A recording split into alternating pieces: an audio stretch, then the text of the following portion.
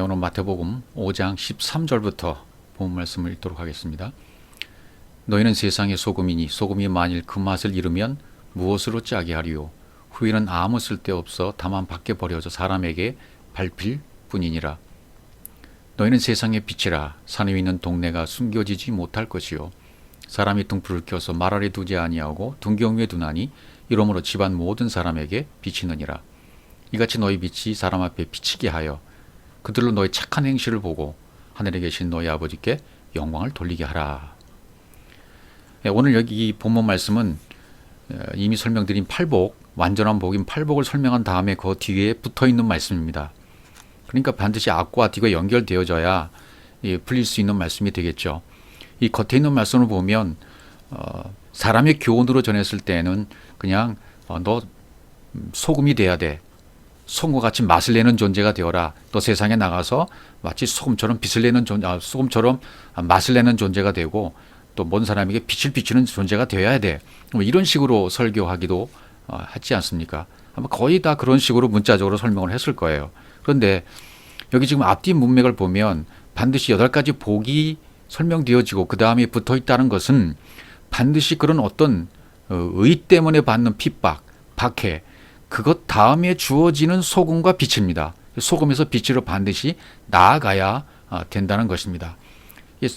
헬라어 시브리는 제일 중요한 단어가 맨 앞에 오기 때문에 너희는 세상의 소금이니 했을 때 이 너희가 누굴까요? 순서대로 이 소금과 빛이 순서대로 되어지는데 첫 단어가 너예요. 너희는 소금이야. 너희는 세상의 소금이야 이렇게 돼 있죠. 그러니까 너가 누굴까요? 여기서 말하는 너는 마태복음 5장 3절에서부터 12절까지 이루어진 자, 거기가 다 된 너예요. 예. 그러니까 애굽 상태에 있을 때 갈급함에 심령이 가난한 자, 그 영에 갈급한 자가 되어져서 갈급함으로 루부짖던 자, 그리고 고난에 동참하는 자가 되어져서 예수의 죽으심이 나에게 이루어진 자, 애통하는 자죠. 애굽에서 광야로 나가기 위해서 말이죠. 그럼 성령에 대해서 갈급한 상태, 거기서 진리가 나오잖아요. 이 모든 사람이 여기 다 적용이 돼야만 되는 것입니다. 그렇게 되면 이제 광야로 나옵니다. 광야로 나오게 되면 거기서부터 시작되는 것이 온유한 자 복이 있나니, 의에 줄이고 목마른 자 복이 있나니, 궁휼한 자 복이 있나니, 마음이 청결한 자는 복이 있나니, 화평케 한 자는 복이 있나니, 의 때문에 핍박받는 자는 복이 있나니, 이것이 위의 모든 것이 다 이루어진 자가 너희예요. 예, 주격 복수 2인칭이니까 너희가 바로 소금이다. 세상의 땅, 호계, 땅이 나오면 반드시 하늘을 바라봐야 돼요. 땅적 의미도 있지만 목적은 땅의 목적은 하늘에 있는 것이기 때문에 그렇습니다. 반드시 하늘을 완성해야 돼요. 우리가 진리가 되면 호계입니다. 그 땅이 진리가 되면 하늘이 된 것입니다. 마치 아우토스를 그럴리라고 해석했다가 진리 되신 그분 그리스도를 나타냈던 호아우토스라고 말하는 것처럼 비슷합니다. 같습니다. 계를 하늘로 전해줄 자가 누굽니까? 1부터 8까지 이 8가지의 모든 복이 다 이루어지고 성장하고 되어진 자. 너는 그 성전의 소금이어야 돼. 너는 그 성전이 소금이야 네가. 근데 이 소금이 맛을 잃으면 모라이노, 무미 건조해진다는 말이죠. 맛을 잃으면 무미 건조해진다. 모르스에서 왔으니까 어리석은 얼간이 영이 나가버린 존재가 된다. 그러니까 말씀이 되어져서 진리가 되어져서 소금이 되어진 상태가 되어 있는데 그 역할을 못하면 전해주지 못하면 전파해주지 못하면 영이 나가버린 존재, 무미건조한 존재가 되어버린다. 맛을 잃었다. 이렇게 설명하는 거죠. 그래서 이 비밀이라는 건 뭡니까? 하나님의 진리가 비밀이잖아요. 감춰 있지 않습니까? 근데 왜 진리를 모를까요? 내가 모르면 비밀인데 모르는 상태면 왜 모를까요? 그분의 말을 들은 적이 없어요. 아니 그분의 말로 전해준 자가 없던 거예요. 그동안. 그래서 그 산으로 가서 들으라는 거예요. 그 산이 어디입니까? 산상수훈이죠. 말하는 사람이 그 산에 있어요. 당신 예루살렘 성전으로 착각을 했습니다마는 아무리 귀 기울여도 이 성전이 말해주질 못하는 거예요. 이것을 비밀이라고 말하는 거죠. 성전과 함께 예수께서 계시는 거죠. 예수 그리스도께서. 그 성전은 입 다물고 있고 진짜 산인 예수가 오셔서 산에 올라가 앉으셔서 말씀을 지금 전파하고 계시는 것입니다. 오늘날 복음을 전하는 자들이 복음을 에클레시아라고 말하는 교회에서 그 진리를 못 전해주고 율법만 전하고 성전만 전해주고 있고 겉에 것만 전해주고 있다면 그때는 그것을 성경은 벙어리라고 말을 하고 있는 것입니다. 귀가 못 듣기 때문에 말을 못 하고는 거예요. 사람은 들은 만큼만 말하게 돼 있거든요. 진리를 들으면 진리를 말하는 게 정상이고 비진리를 들으면 비진리를 말하는 게 정상입니다. 그 진리를 말하지 못하면 비진리를 말할 수밖에 없는 것입니다. 이사야 56장 10절에 보시면 이스라엘의 파수꾼들은 맹인이요 다 무지하여 벙어리 개들이라. 여기 벙어리 개들, 이 벙어리 개들이라는 표현을 썼어요. 그러니까 전파가 되지 못하면, 소금이 되었는데 전파되지 못하면 의를 위해서 핍박받고 그 존재가 되어져서 소금의 존재가 되었는데 불구하고 전파하지 못하면, 역할을 못하면 벙어리 개라는 것입니다. 맹인이라는 것입니다. 무지한 자라는 것입니다. 짓지 못한 자, 짓지 못한다. 꿈꾸는 자들이다. 꿈이라는 것은 사실은 내 뜻을 차단시키고 하나님의 뜻이 이루어지도록 하는 게 꿈입니다. 두 번씩 나오잖아요, 꿈이. 율법에서 진리로 나오게 하는 것, 그게 사실은 꿈입니다. 그런데 헛된 꿈에 빠져 있으면 짓지 못하는 거예요. 그 뜻이 이루어지지 않아요. 그러니까 저도 사실은 벙어리였습니다. 수십 년간 목회하면서 벙어리 상태에서 목회를 했었어요. 진리를 못 들었기 때문이었습니다. 율법만 전했습니다. 사람의 교훈으로만 전했습니다. 그럴듯하게 사람의 교훈으로 조금 영적이라는 사람들의 책을 참고해 가면서 비빔밥을 만들어서 먹였던 것이 사실이었습니다. 그런 상태로 아무리 전해봤자 그것은 진리가 아니기 때문에, 벙어리 개인 상태로 전하기 때문에 진리를 전하는 자도 없고 받는 자도 없기 때문에 아무것도 아닌 겁니다. 얼간이가 되는 거죠. 이 개들은 탐욕이 심하여 족한 줄 알지 못하는 자들이요. 그렇죠. 그들은 몰지각한 뭐라 그랬습니까? 몰지각한 목자들이라 그랬어요. 개들이 다 제 길로 돌아가며 사람마다 자기 이익만 추구한다. 몰지각한 목자들이라 그랬어요.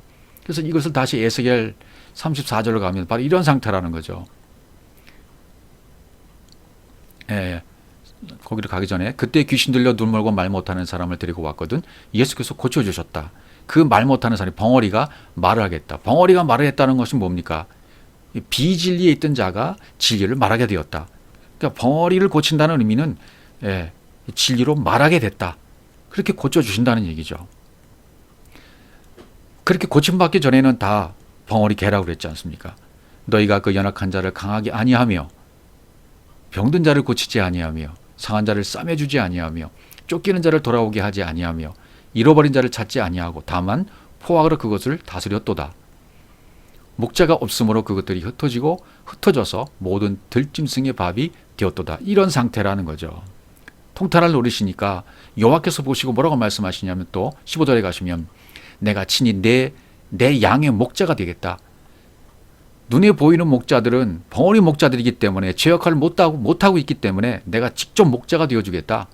그것들을 누워있게 할지라 진리를 받을 수 있도록 먹을 수 있도록 해주겠다. 주 여호와의 말씀이니라. 그 잃어버린 자를 내가 찾으며 쫓기는 자를 내가 돌아오게 하며 상한 자를 내가 싸매주며 병든 자를 내가 강하게 하려니와 살찐 자와 강한 자는 내가 없애고 정의대로 그것들을 먹이리라. 직접 먹이시겠다는 겁니다. 이렇게 못하면 아무 쓸데없어 밖에 버리게 된다라고 마태복음 5장 13절은 말하고 있지 않습니다. 우데이스, 아무것도 못한다. 후에는 소금을 칠 수 없다. 왜? 벙어리니까요. 벙어리 목자이기 때문에 그렇습니다. 소금 친다는 것은 진리로 말한다는 것인데요. 소금이 계시 역사의 역할을 못한다면 소금 이후에는 어떤 것도 할 수 없는 것이 된다는 것이에요. 진리를 알면서 진리를 말 못하면 다른 방법으로는 줄 수 없다. 그러니까 이 그리스도 시대에는, 성령 시대에는 진리로 소금을 받는 것입니다. 네가 소금이야. 그렇게 되어야 돼요. 마태복음 5장 3절부터 12절 말씀까지 다 내가 되어지고 이루어지면 네가 소금이야. 그렇게 말씀하신 거죠. 레위기 2장 11절로 가보시면 너희가 여호와께 드리는 모든 소제물에는 누룩을 넣지 말지니 너희가 누룩이나 꿀을 여호와께 화제로 드려 차르지 못할지니라. 화제는 태워드리는 거잖아요. 성경에 뭐 거제도 나오고요. 거제 손 높이 드리는 거고, 요제 흔들어서 드리는 거고, 번제 태워서 드리는 거고, 화제 이런 것들이 나오게 됩니다. 소제밀에는 누룩을 넣지 말라. 여기 누룩을 넣지 말라. 누룩이 뭘까요? 또 꿀을 사르지 못할지니라. 사르지 못할지니라는 말은 카타르라는 말인데, 이것은 불을 피워 향기를 낸다.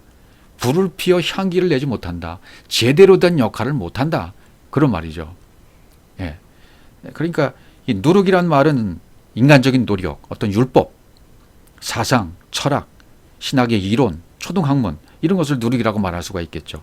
꿀은 돈과 명예에 잡혀있는 권력, 달콤한 권력, 세상적인 것들 여기에 잡혀있는 것을 말하죠.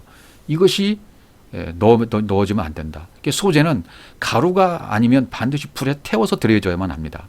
이때는 유향과 소금도 두 가지가 함께 들어가야 되죠. 누룩과 꿀은 이 양식을 변질시켜요. 육신의 양식은 반드시 꿀과 누룩을 넣어야 맛있고 먹을 수 있지 않습니까? 그러나 하나님의 양식은, 하나님의 요구하심은 무교병입니다. 영의 양식은 무교병입니다. 레위기 2장 13절을 계속 보시면 이제 소금 언약이 나오는데요. 네 모든 소재물에 소금을 치라 그랬습니다. 소금, 멜라흐. 예, 소금이라는 단어가 멜라흐인데 여기 치라라는 단어는 마라흐예요. 근데 마라흐에서 멜라흐가 왔어요. 멜라흐 소금이라는 단어는 마라흐에서 유래됐단 말이죠. 치다라는 말에서. 그러니까 마라흐 치다라는 말은 뭐냐면 가루로 만들다, 가루로 부수다, 먼지처럼 사라진다, 비벼서 조각을 내다, 그런 뜻이 친다는 말이에요.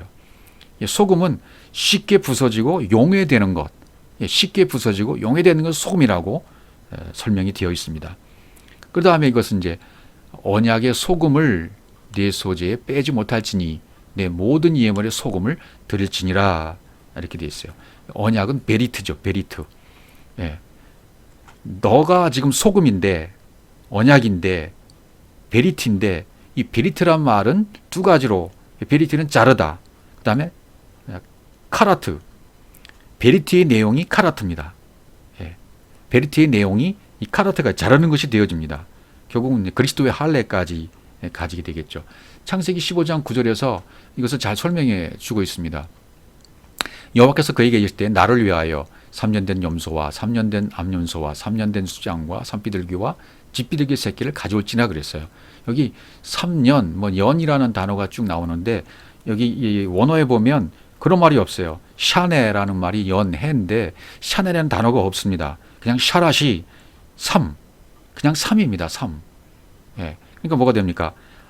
암소, 세 번째 소, 뭐 그런 뜻이에요. 세 번째 소, 세 번째 암염소, 세 번째 순양, 산비둘기, 집비둘기 이렇게 표현이 되었어요.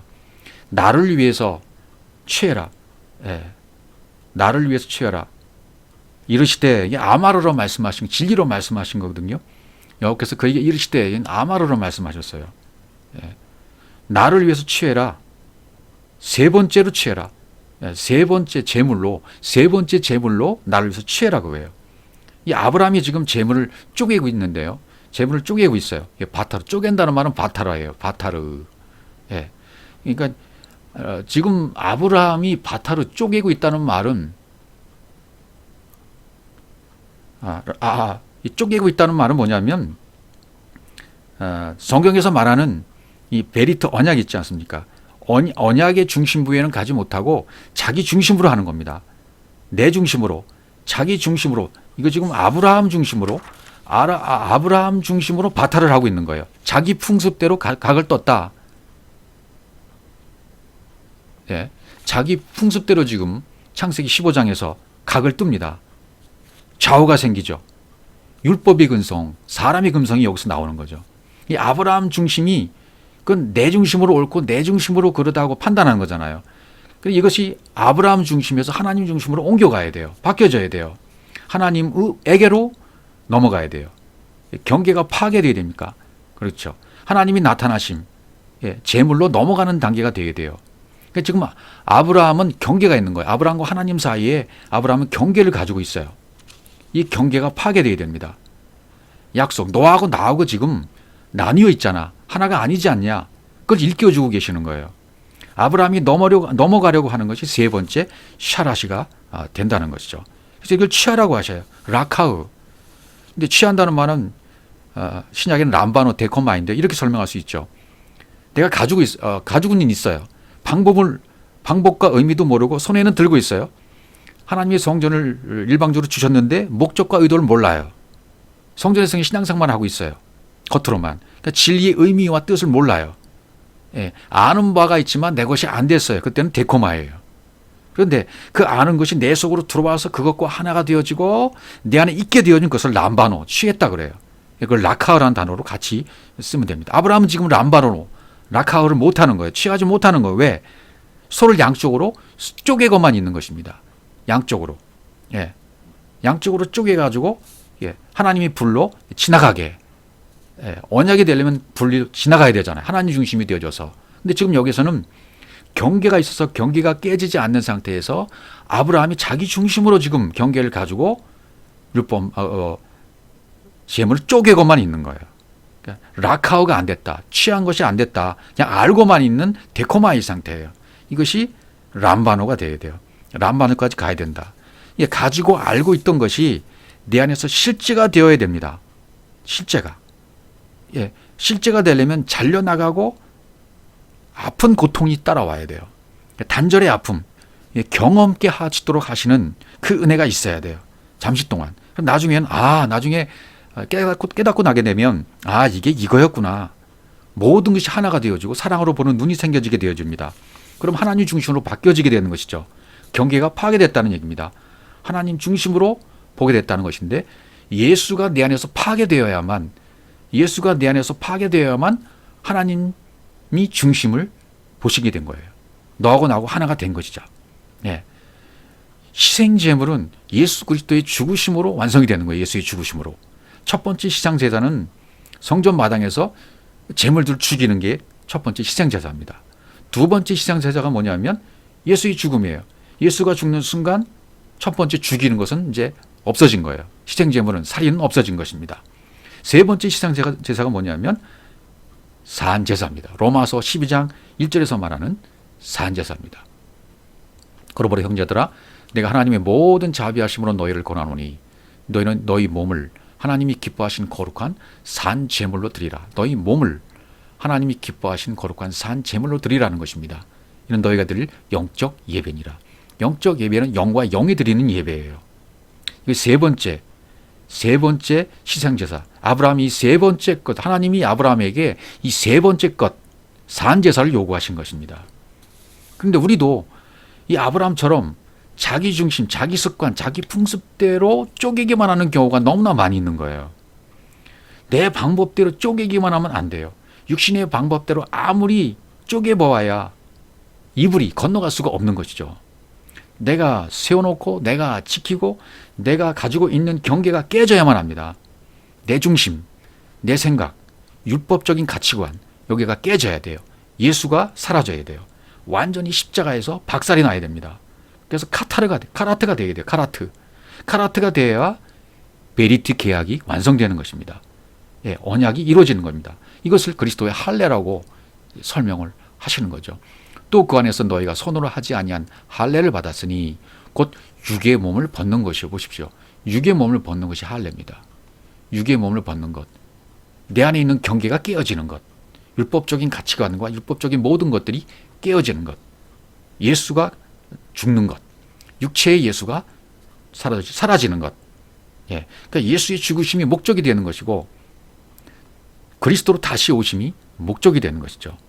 우리가 살아서 예배드리지 않으면 이번째도 예배도 세 번째가 안 되는 거죠.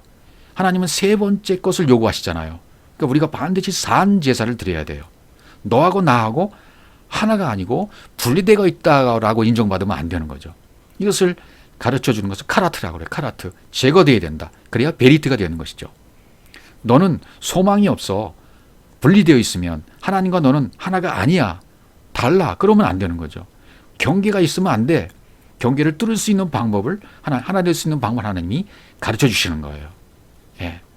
베리트는 카라트입니다. 잘려져 나가야 돼요. 그러니까 내가 소금이 되었으면 너는 소금이야라고 소금이 되었으면 약속이 되었으면 언약이 되었으면 세상하고는 이제 분리가 되는 상태, 거룩함이 이루어졌기 때문입니다. 이 아브라함이 하나님께 넘어가서 이제 하나가 되는 거예요. 쪼개는 장면에서 불이 지나가지 않습니까? 하나님이 불로 지나가셔요. 그러니까 계약이 이루어진 거죠. 이쪽은 아브라함, 저쪽은 하나님이 있었는데 존재 안 하다가 넘어가서 존재가 되었어요. 이불이가 되었어요. 그럼 존재가 되는 거죠. 출애굽 사건도 뭐예요? 출애굽도 6월 넘어가다 아닙니까? 넘어가다. 무엇으로 넘어가는. 그러니까 출애굽 사건이 진짜 의미도 넘어가는 데 있어요. 요단강 건너가는 거, 이불이 되는 거, 넘어간 자가 되는 것. 예, 히브리어로 이제 명사로 아바르, 이불이 이렇게 되어지죠. 산제사 세 번째 제물로 깨달았으면 여기서 하나님께로 이제 넘어간 것이 되어진 것입니다. 그러면 너인 내가 나가 된 것입니다. 하나님과 하나가 된 것입니다. 이것은 베리트 카라트가 된 것입니다. 하나님과 하나가 되었습니다. 하나님의 생각이 내 생각이 되고 내 생각이 하나님의 생각이 된 것이고 하나님의 뜻이 내 뜻이 된 것이고 내 뜻이 하나님의 뜻이 된 것이고 하나님의 것이 내 것이 된 것입니다. 아버지가 아버지의 모든 것을 아들에게 주셨습니다. 그래서 아들은 아버지를 이제 알아요. 아버지 것을 가지고 있기 때문에 아버지가 아들 알아보고 아들도 아버지를 알아보는 상태가 되었습니다. 그래서 나와 아버지는 하나라고 요한복음 10장 30절에서 말씀하고 계시는 것이죠. 나와 아버지는 하나이라. 이 말씀이 하나 한 구절 한 구절 기록되는 것이 대단하고 위대한 말씀이 아닙니까? 나와 아버지는 하나이라. 예수 그리스도와 하나님 하나다.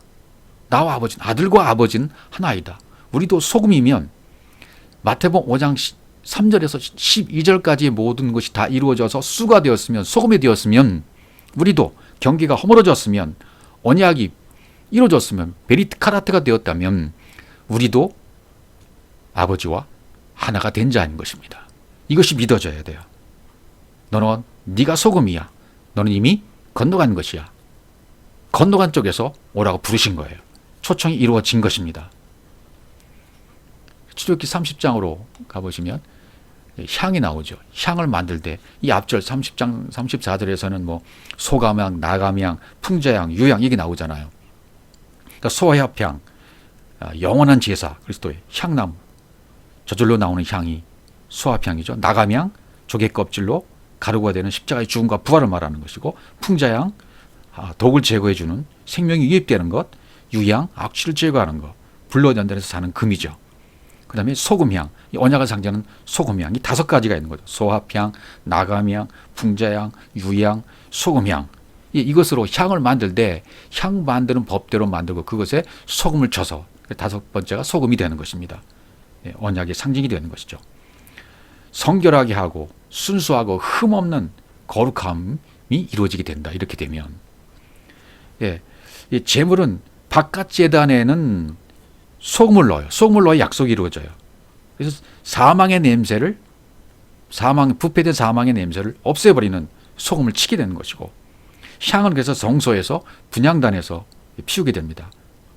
그래서 세상은 어둠이지 않습니까? 세상은 어둠인데 약속된 자가 이 세상에 존재하면 그 존재가 빛이 되는 것입니다. 제단의 목적은 향입니다. 생명의 냄새를 나게 합니다. 약속의 소금을 쳐버리면 생명의 냄새가 나오는 거죠. 그러면 성결하게 되고 깨끗하고 구별되기 위한 소금을 치면 그렇게 성결하게 되는 것입니다. 나를 깨끗게 된다. 소금을 치게 된다. 마태복음 5장 3절에서 12절까지 이루어지면, 이 복이 이루어지게 되면 소금을 치라는 말이 소금이 되어라를 넘어서 네가 소금이야가 된 것입니다. 네가 깨끗한 소금이야. 네가 거룩한 소금이야. 네가 진리야. 네가 하나님의 의인 것이야. 그렇게 불변의 언약의 소금을 치라고 하신 대로 내가 된 거야 라고 인정해 주시는 거죠. 열왕기하 2장으로 가보시면 그 성읍 사람들이 엘리사에게 말하되 우리 주인께서 보시는 바와 같이 이 성읍의 위치는 좋으나 물이 나쁨으로 토산이 익지 못하고 떨어졌나이다. 이런 장면이 나와요. 이 성읍의 터는 아름다우나 토부, 위치는 좋으나, 이 성읍의 위치는 좋으나 토부, 아름다우나 좋으나 물이 나쁘다 그랬어요. 그래서 토산이 익지 못하고 떨어진다. 토산이 익지 못한다. 익지 못하고 떨어진다는 단어가 샤콜, 읽지 못하고 떨어진다는 말이 샤콜이라는 단어인데요. 유산하다, 낙태하다는 뜻입니다. 유산하고 낙태하다. 예. 터는 좋은데 물이 나쁘다는 말이 뭡니까? 악한 물이다. 말씀이 악하다는 거예요. 진리가 안 됐다는 거예요. 예. 하나님이 주신 예루살렘 성전은 완벽합니다. 선합니다. 토부입니다. 좋습니다. 근데 이것이 이루어지려면 말이 고쳐져야 돼요. 물이 고쳐져야 돼요. 예. 말을 고치기 위해서 뭐가 필요합니까? 소금이 필요한 거죠. 소금을 취해야 돼요. 소금을 락화해야 돼요. 소금이 내 안에 들어와서 소금 자체가 되어져 버려야 돼요. 그러면 하나님 말씀을 진리로 가질 수 있게 하는 능력이 되는 것입니다. 그 능력을 가진 너가 되는 것입니다. 그러면 그 다음 구절을 보시면 엘리사가 이르되 새 그릇에 소금을 담아 내게로 가져오라 하며 곧 가져온지라 이렇게 취하게 된 것이죠. 예. 새 그릇에 새로운 그릇, 새로운 항아리에 새롭게 성전이 지어지고 새 마음이 지어지고 거기에 소금을 담아서 가져오면 취하게 되면 역사 속에 내 인생은 하나님이 죽여버려 버리시니까 죽었던 자가 이제 살아나는 것입니다. 라카가 된 것입니다. 예. 그래서 능력을 가진 너가 된다는 것입니다. 민수기 18장 엘리사가 물건으로 나아가서 소금을 그 가운데 던지며 이르되 여호와의 말씀이 내가 이 물을 고쳤으니 보십시오. 고쳤다. 이로부터 다시는 죽음이나 열매 맺지 못함이 없을 것이다. 이제는 잉태가 된다는 거죠. 예, 생명이 잉태될 수 있다는 것입니다.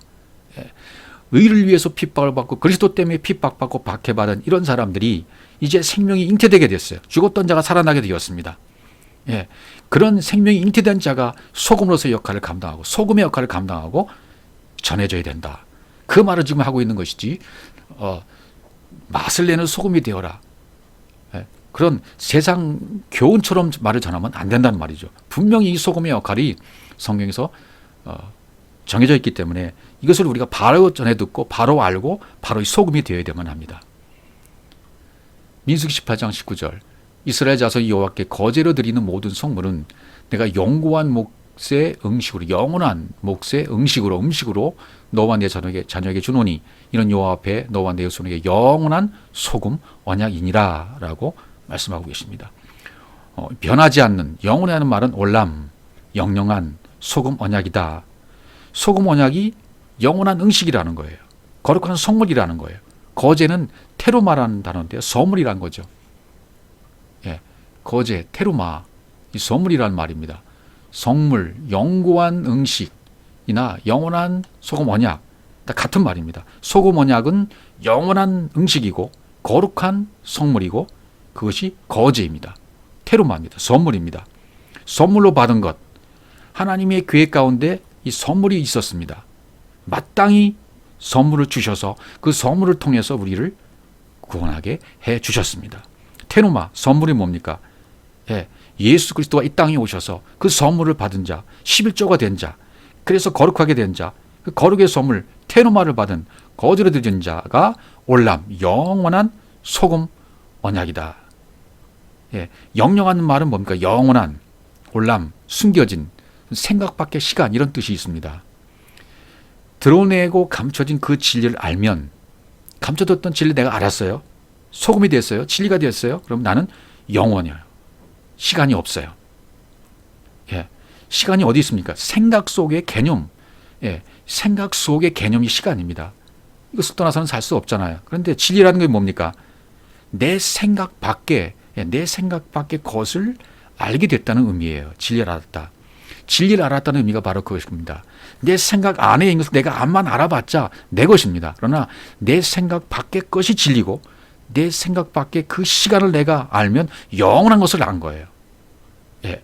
그래서 성경은 전부 영원한, 영영한 이런 단어를 계속 쓰고 있는 모습을 볼 수 있습니다. 역대하 13장 5절이요. 이스라엘 하나님 여호와께서 소금 언약으로 이스라엘을 영원히 다윗과 그의 자손에게 주신 것을 너희가 알 것 아니냐.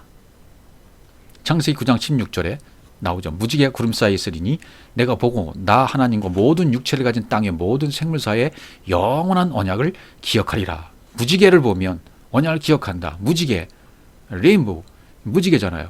무지개는 활입니다. 휘어진 겁니다. 하나님을 향해서 활을 쏴버리는 거예요. 예, 영원한 언약이 이루어진 것입니다. 하나님이 노아에게 또 이르시되 내가 나와 땅에 있는 모든 생물 사이에 세운 언약의 증거가 이것이라 하셨더라. 창세기 17장 7절이요. 내가 내 언약을 나와 너 및 내 대대 후손 사이에 세워서 영원한 언약을 삼고 너와 내 후손의 하나님이 되리라. 영원한, 아까 영원히 뭐라 그랬습니까? 올람, 생각 밖의 시간. 내 생각 밖의 것, 하나님의 것을 주시는 거예요. 하나님의 것을 주시는 것. 그게 진리고 영원한 것입니다. 시편 105편 9절에 보면 이것은 아브라함과 맺은 언약이고 이삭에게 하신 맹세이며 야곱에게 세우신 율례 곧 이스라엘에게 하신 여기도 영원한 언약이라. 에스겔 37장 26절 내가 그들과 화평의 언약을 세워서 영원한 언약이 되게 하고 또 그들을 견고하고 번성하게 하며 네 성소를 그 가운데 세워서 영원히 이르게 하리니. 다 약속입니다. 언약입니다. 디도스 1장에서 신약에 와 보시면 영생의 소망을 위함이라. 이 영생은 거짓이 없으신 하나님이 영원 전부터 약속하신 것인데 영원 전부터 약속하신 것, 이것이 영생이라는 것입니다. 그런데 이 영생은 뭡니까? 결국 아까 무지개 언약을 통해서 씨를 약속해 주신 씨가 곧 그리스도라는 말씀을 바울이 해주고 있습니다. 이 약속들은, 영원한 약속들은, 언약의 약속들은, 무지개 약속은, 베리트는 아브라함과 그 자손에게 말씀하신 것인데 여럿을 가리켜 그 자손들이라 하지 아니하시고, 여럿이 아니라, 복수가 아니다, 오직 단수 한 사람 가리켜 내 자손이 하셨으니 곧 누구요? 그리스도라. 그리스도가 언약이에요. 그리스도가 약속이에요.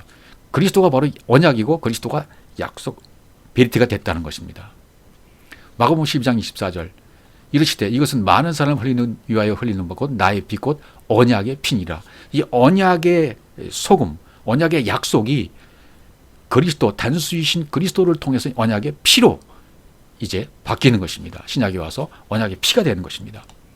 에베소 1장 7절 우린 그리스도 안에서 그의 은혜의 풍성함을 따라 그의 피로 말미암아 속량 곧 죄사함을 받았니라. 그의 피, 그리스도의 피입니다. 언약의 피임인 것입니다. 히브리서 9장 18절 이러므로 첫 언약도 피 없이 세운 것이 아니니 모세가 율법대로 모든 계명을 온 백성에게 말한 후에 송아지와 염소의 피 곧 물과 붉은 양털과 우슬초를 취하여 그 두루마리 온 백성에게 뿌리며 이르되 이는 하나님이 너에게 명하신 뭐라 그랬습니까? 영원한 언약의 피다. 언약의 피, 언약의 피로 나가는 것입니다. 히브리서 13장 20절 양들의 큰 목자이신 우리 주 예수를 영원한 언약의 피로 죽은 자 가운데 끌어내신 평강의 하나님, 이렇게 나와요. 그러니까 응식이란 말은 호크 한계란 말인데 아까 각각에서 왔어요. 색이다, 자르다. 예루살렘 성벽과 성전, 거룩한 한계, 안과 밖이 구분이 되어 있는 것입니다. 하나님은 밖에 의미가 없어요. 하나님은요, 안에 들어와야 돼요. 울타리와 성전이 이 경계가 죄가 되는 거죠. 하나님이 나타나 주셨기 때문에 죄라고 그래요. 죄를 주셨어요. 말씀이 육신이 되면 죄인 것입니다. 로마서 8장 3절 율법이 육신으로 말미암아 연약하여 할 수 없는 그것을 하나님은 하시나니 곧 죄로 말미암아 자기 아들을 죄 있는 육신의 모양으로 보내어 육신의 죄를 정했다. 육신의 죄를 정하셨다. 말씀이 육신돼서 오셨어요. 언약을 이루시기 위해서, 그리스도의 피의 언약을 이루시기 위해서 말씀이 육신이 되어 오셨는데 육신은, 육신의 모양은 있지만 그분은 죄는 정했지만 죄는 없는 분이죠. 죄를 정했으니까요. 요한일서로 가보시면 죄는 없는 분이 나오죠. 그가 우리 죄를 없애려고 나타나신 것을 너희가 아나니 그에게는 죄가 없느니라. 죄의 모양으로 오셨지만, 육신엔 죄를 정하셨지만 그에게는 죄가 없으신 분이었단 말이죠. 그분 세 번째 것으로 오셨어요. 하나님은 능히 구하실 방법이 이 죄예요. 너희 죄. 이 죄로 오셔서 그 죄로 말미암아 심판받아서 멸망받게 하시는 것입니다. 파괴하고 세우시는 것입니다. 내 안을 시게 만드시는 것입니다. 너희 죄가 좋은 것 같을지라도 아주 시게 만들어주겠다. 붉을지라도, 성전 가죽을 붉게 물질지라도 시게 만들겠다. 그것을 영원으로 그것을 알게 해 주려고 소금 언약으로 주셨다. 소금 언약, 영원한 언약, 피의 언약, 그리스도, 그 씨로 주신 것이죠. 그래서 우리 스바냐 2장 9절 같은 데 보시면 이제 소금이 이제 반대의 개념으로 심판의 개념으로 나오는 모습도 볼 수가 있습니다. 심판의 개념입니다. 그러므로 만군의 여호와 이스라엘 하나님 말하노라 내가 나의 손을 두고 맹세하노니 장차 모압은 소돔 같으며 암몬 자손은 고모라 같을 것이라. 찔레가 나면 율법이죠. 소금 구덩이가 돼요.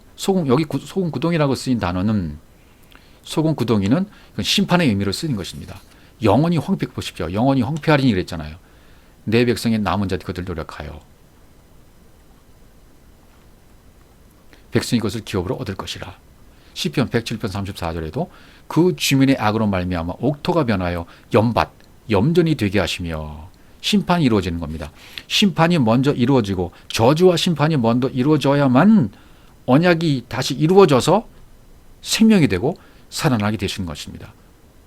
신명기 29장 23절 그 온 땅이 유황이 되며 소금이 되며 또 불에 타서 심지도 못하며 결실함도 없으며 거긴 아무 풀도 나지 아니함이 옛적에 여호와께서 진노와 격분으로 멸하신 소돔과 고모라와 아드마와 스보임이 무너진 것 같음을 보고 물을 것이요.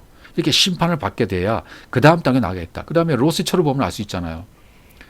거기는 구더기도 주지 않고 불도 꺼지지 않는다. 그러면서 사람마다 불로서 소금치단을 받으리라. 이 지옥을 설명하는 단어 이렇게 설명한 것으로 보여집니다. 그렇죠? 그렇게 우리가 알고 있었습니다. 이제 사람마다 불로서 소금치단을 받는 말은 뭡니까? 불, 소금, 이 의미를 알았잖아요. 그러니까 하나님이 결국은 한 사람 한 사람이 그리스도의 진리로 언약의 말씀으로 다가오셔서 그 속에 있는 걸 다 불태워버리시고 네가 소금이야 라고 언약의 피로 그리스도로 완전히 완성시켜 주신다는 것입니다. 이 일을 하나님이 이루어 주신다는 거예요. 성령으로. 소금은 좋은 것이로되 만일 소금이 그 맛을 잃으면 무엇으로 짜게 하리요. 너희 속에 소금을 두고 서로 화목하라 하시니라. 소금을 두고 서로 화목하라 그랬죠. 서로 화목이 되려면 뭡니까? 마태복음 5장 3절에서 12절이 나도 되고 너도 돼서 그 의미를 알아서 네가 바로 그 소금이 되어지면 서로 화목이 된 거예요. 너와 나와 네가 서로 그것이 이루어져야만 화목이 되는 것입니다. 그렇게 되지 않으면 화목이 안 되죠. 롯의 얘기를 하잖아요. 여기도 롯의 아내는 뒤를 돌아보았으므로 뒤를 돌아보았다. 소금 기둥이 되었다. 롯의 아내는. 구원을 받으려면 언약의 기둥에서 심판받고 죽어야 돼요. 롯과 롯의 아내는 사실 하나지 않습니까? 그러니까 롯이 구원받기 이전의 말씀을 이 롯의 아내라고 볼 수 있어요. 그래야 롯도 구원받고 롯의 아내도 다 구원받아요. 롯의 겉사람이 죽고 속사람으로 살아나야 한다는 말과 같은 거죠. 뒤를 돌아봤어요. 뒤를 돌아봤다는 말은 뭡니까? 뒤에 있는 것은 율법이에요. 뒤에 있는 율법의 말씀을 자세히 관찰하면 진리를 알 수 있잖아요. 복음으로 구원받았는데 다시 옛날로 돌아간다는 거죠. 다시 옛날로 돌아갔으므로 율법이 되었어요. 그러니까 소금 기둥이 되는 거예요. 소금 기둥이 되어서 롯의 아내가 구원받으려면 소금 기둥이 되어야만 심판받고 멸망받고 다시 구원받는다는 얘기가 되는 거죠. 소금 기둥이 언약의 기둥이니까요. 십자가니까요. 십자가로 완성을 의미하지 않습니까? 소금 기둥, 예수께서 그 기둥에서 죽는 것이 약속이기 때문에 그 약속에 의해서 이 심판받을 여자한테 소금 기둥을 지금 보여주신 것은 뭡니까? 진리를 통해서만 구원받는 것도 약속을 통해서만 이루어지기 때문이다 라는 것을 가르쳐 주시기 위해서요. 진리를 통해서 진리가 되지 않는 사람을 심판하신 것도 약속입니다. 그래야 롯의 아내가 구원받게 되는 것입니다. 뒤돌아보지 말라 그러잖아요. 예수께서 이르시되 손에 쟁기를 잡고 뒤를 돌아보는 자는 하나님 나라에 합당하지 않다. 다시 복음으로 간 사람이 율법으로 돌아가면 안 된다. 그런 말씀을 해 주시고 있는 거죠. 약속입니다. 결국은 약속을 내가 잡고 있느냐. 소금 언약. 그러니까 마지막 때가 된다는 것은 뭡니까? 진리가 된 자가 진리를 말하지 못하면 끝장나는 거죠. 더 이상 진리를 아는 사람이 없어서 진리가 계속 증거되어지다가 진리를 증거되는 사람이 없다면 끝이 되는 거죠. 우리가 지금 불 가운데 구원받은 상태입니다. 도망가라고 합니다. 어디로? 그 산으로. 산상수훈이 있는 곳으로. 그 산이 어디입니까? 산상수훈이에요. 우리가 도망갈 산이 바로 거기입니다. 주님은 그 산으로 가서 전하셨습니다. 소금과 산은 연관이 되죠. 내가 산상수훈적인 존재가 되어지면 그게 바로 너야. 너는 바로 그 땅 에루살렘 성전에 올라가 소금으로 역사할 수 있어. 바로 내가 약속이야. 바로 내가 소금이야. 바로 내가 계시야 라고 말씀하시는 거죠. 그래서 누가복음 17장에 가보시면 롯의 때와 같으니 사람들이 롯의 때와 같다. 사람들이 먹고 마시고 사고 팔고 신고 집을 짓더니, 예, 이거 일상생활을 하면 문제죠. 그것만 했기 때문에. 그래서 그날에 많은 사람이 지붕 위에 있고 그의 세간이 그 집 안에 있으면 그것을 가지러 내려가지 말 것이요 밭에 있는 자도 그와 같이 뒤로 돌이키지 말라. 뒤로 돌아가지 말라. 예, 도망해라. 산으로 도망해라. 산상수훈으로. 그래서 생명 보존해라. 돌아보지 마라. 뒤돌아보지 마라. 다시 율법으로 가지 마라. 광야에 있지 마라. 광야에서 이제는 모든 말씀이 전환되어서 율법의 말씀이 진리로 전환되어져서 언약의 말씀의 씨가 떨어져서 그리스도의 씨가 떨어져서 그 피로 말미암아 구속받은 자가 됨으로 말미암아 이제는 출애굽된 자가 되어라. 광야에 있지 마라. 그 말이죠. 도망하라고 말하지 않습니까? 창세기 19장 20절에 보면 그리로 속히 도망하라. 이런 말이 되어 있어요. 기둥, 그러니까 소금기둥, 기둥이란 말은 넷지부, 눈에 보이는 약속입니다. 예수께서 이 기둥에 달리셨잖아요. 나무 기둥, 스타우로스에 보여주는 약속에 달리셨잖아요. 그래서 마태복음 5장 13절에 언약은 아까 호계라 그랬습니다. 세상. 그 성전 땅에 속한 성전의 소금이야 네가. 너는 그 소금이야. 네가 그 약속된 성전에 된 거야. 소금이 된 거야. 그래서 바로 그 소금이 된 자가 바로 너야. 그리고 이제 전달이 맛을 잃지 않아야 돼요. 전달이 돼야 돼요. 만일 그 소금이 맛을 잃는다면 그것이 바로 어리석음을 드러낸 것이다. 모라이노, 모로스에서 얼간이에서 왔어요. 영이 없다. 영이 없는 거야. 전하지 않으면 영이 없는 거야. 전달이 가능하게 돼야 돼요. 소금이 된 자는 이제 그 맛을 전해줘야 돼요. 그래야 결실을 맺죠. 열매가 맺죠. 성전은 말인데 이 성전이 말을 못하면 아무 소용이 없는 것입니다. 하나님은 뜻으로 말씀하시잖아요. 뜻은 있으나 말소리가 없어요. 그것이 비밀이에요. 감춤입니다. 소금, 언약은 내 안에 있는데 이 감춤의 세계를 내가 알았어요. 그래서 아는 내가, 소금이 된 내가 가만히 있으면 말을 안 하면 모라이노가 된다. 어리석은 자가 된다. 어리석음이다. 그래서 소금이 만일 좋은 것이나 로세처를 기억하라고 그러고 소금이 만일 좋은 것이나 소금이 만일 그 맛을 잃으면 무엇으로 짜게 하리요. 그렇게 말을 했습니다. 말이 없으면, 진리의 말이 없으면 무엇으로 언약을 성취할 것인가? 무엇으로 소금을 칠 것이냐? 소금을 친다는 말은 뭐라 그랬습니까? 사라지게 만든다. 완전히 사라지게 만드는 겁니다. 소금을 치게 되어지면. 골로새 4장 6절에도 보시면 너희 말을 항상 은혜 가운데 소금으로 맛을 낸 것 같이 하라. 그리하면 각 사람에게 마땅히 대답할 것을 알리라 그랬습니다. 그러니까 이건 예수 그리스도의 그 소금의 언약이 성취하고 완성한 소금으로서 내가 살게 되면 반드시 핍박받게 된다. 그것이 마태복음 5장 3절에서 12절, 13절까지 말씀이에요. 12절까지 말씀입니다. 그렇게 핍박받고 밝히게 되어지면 이제 진리의 맛을 잃어버리지 마라. 변하지 않고 동일한 그 의미를 가지고 영원으로 나아가라. 내 안에 있는 언약, 약속, 소금이 된 그 진리의 내용을 가지고 입을 벌려서 전해라. 소금을 쳐라는 거죠. 그러면 충분한 맛을 내게 되고 열매를 맺게 되고 결실이 있게 된다라고 말씀하고 있는 것이죠. 소금으로 맛을 낸 것 같이 하라. 진리의 말씀을 전달해라. 그렇게 맛을 내게 주면 결실하게 되어 있다. 각 사람에게 마땅히 대답할 것을 알리라. 그렇게 은혜 가운데 거하게 되면 무슨 말을 어떻게 해야 될지 그 성령께서 그 안에 주신다는 것입니다. 진리의 말씀이 나온다는 것입니다. 소금이 된 내가 그 맛을 전달해 줘야 되는데 전파되지 않으면 맛을 잃은 것인데 전파되는 것은 성령께서 하시는 것입니다. 내가 소금이 있기 때문에 반드시 의를 위한 핍박을 받을 수밖에 없다. 앞절 산상수훈에서 마태복음 5장 3절에서 12절까지 그 말씀 해준 거예요.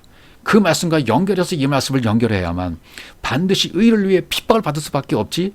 그러면 내가 이제 소금이 된 거야. 소금이 된 네가 이제는 그 맛을 잃으면 안 돼. 반드시 전해줘야 돼.